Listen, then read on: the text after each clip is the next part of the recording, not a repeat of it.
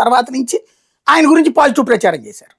అవును ఆ మధ్యలో అయితే నెగిటివ్ ప్రచారమే కదా, లక్ష్మీ భారత్ని దాన్ని అడ్డు పెట్టేసేసి. అవును అవును అవును అట్లాగే ఇక్కడ అంతే, రాజశేఖర్కి చచ్చిపోయిన వాళ్ళ కుటుంబాన్ని వెంటాడింది ఇంతకాలం పాటు ఈ మాటలు.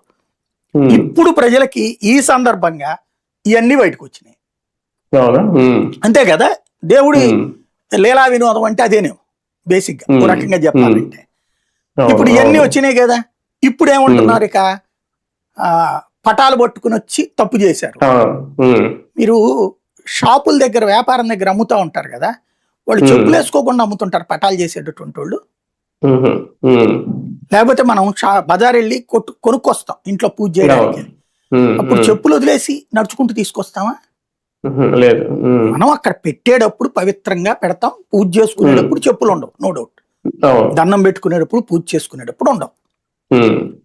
కానీ దాన్ని ఒక సెంటిమెంట్ అంటే 10 మంది పదే పదే మాట్లాడితే అది మర్చిపోతారు ఎవడైనా సరే. ఇప్పుడు ఈ ఇష్యూ నుంచి డైవర్ట్ చేసి వాళ్ళు చెప్పులతో పటం పట్టుకుని వచ్చారు, చెప్పులతో పటం పట్టుకుని వచ్చారు. అది ఫోటో కదా నువ్వు. మరి ఆ లెక్కనైతే రాష్ట్రం అంతటా నడి రోడ్డు మీద తిరుమల లడ్డు గురించి పోస్టర్లు హోర్డింగ్లు పెట్టారు కదా దేవుడి గురించి అపచారంతో.